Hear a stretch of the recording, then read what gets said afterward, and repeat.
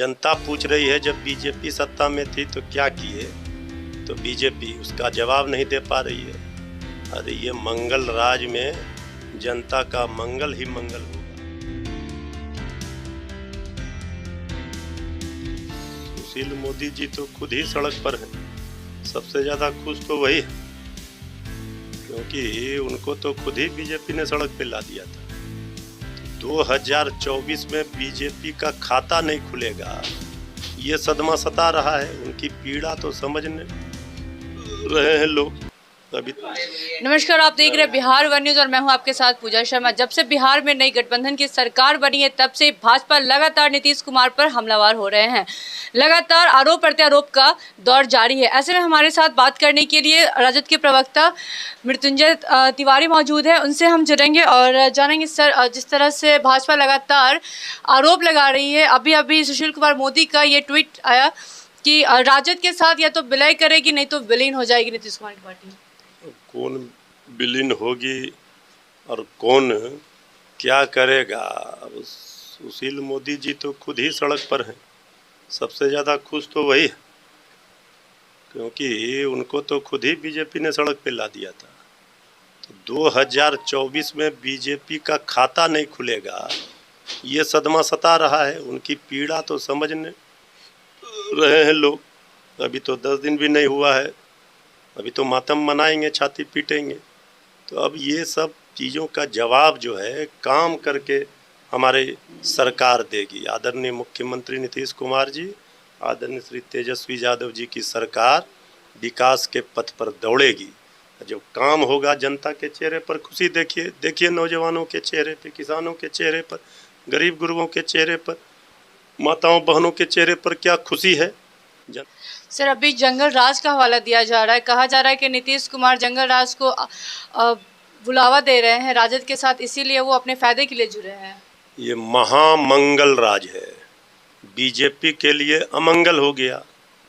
तो बीजेपी को सत्ता खोने का जो सदमा लगा है, वो पीड़ा हो रही है, वो अभी और बढ़ेगी। तो इसलिए बीजेपी के नेताओं का मानसिक संतुलन ठीक नहीं है। जनता पूछ रही है जब बीजेपी सत्ता में थी तो क्या किए, तो बीजेपी उसका जवाब नहीं दे पा रही है। अरे ये मंगल राज में जनता का मंगल ही मंगल होगा। आगे आगे देखिए सरकार किस तरह से काम करती है। हमें काम करना है इस सरकार को।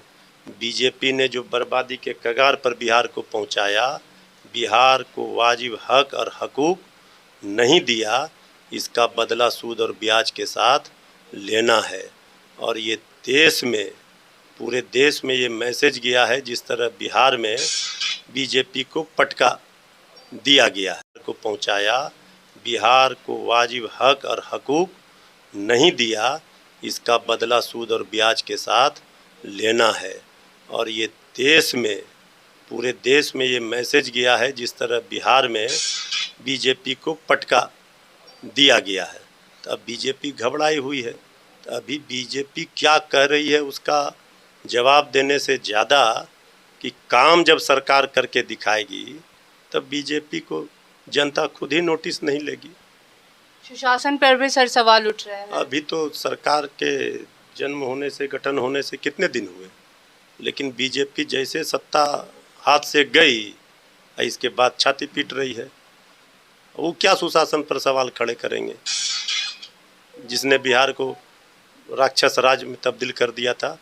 आदरणीय मुख्यमंत्री नीतीश कुमार जी, नेता हमारे माननीय उप मुख्यमंत्री जी तेजस्वी यादव जी, जो कमिटमेंट किए हैं जनता के साथ, जनता के उम्मीदों पर, उनके आशाओं पर खरे उतरेंगे।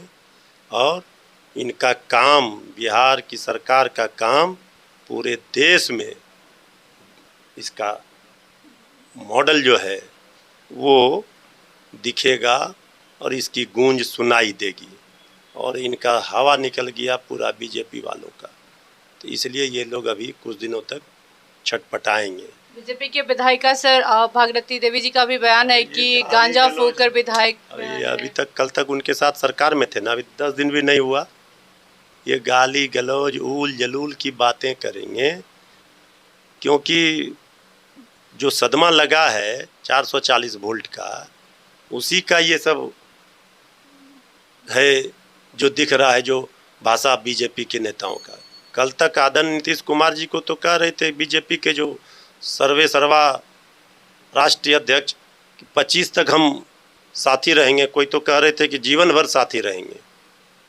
तो उस समय तक सब ठीक थे, ये सब क्या बोलेंगे? ये सब बोल करके और जनता के नज़रों से बीजेपी गिर रही है। बीजेपी को अगर विपक्ष में हैं तो उनको धैर्य रखना चाहिए, इंतज़ार करना चाहिए, जो सरकार बनी है उसके काम को देखना चाहिए, सीखना चाहिए। ये सब भाषा बोल करके बीजेपी की और दुर्गति हो रही है। तो ये थे हमारे साथ मौजूद मृत्युंजय तिवारी। इन्होंने साफ तौर पे ये कहा है कि जनता के लिए काम करेंगे, जनता देखेगी कि क्या कर रहे हैं हमारा पार्टी और क्या नहीं कर रहे हैं। ऐसी तमाम खबरों के लिए देखते रहे बिहार वन न्यूज। आज़ादी महोत्सव और स्वतंत्रता दिवस के 75वां साल पूरा होने पे मैं बिहार और भारत के सारे वासियों से राष्ट्रीय लोक जनशक्ति पार्टी के तरफ से बहुत बहुत शुभकामना मैं देता हूं, और इस 75वां साल के आज़ादी का पूरा होने का भरपूर लाभ उठाएं। जय हिंद, जय भारत।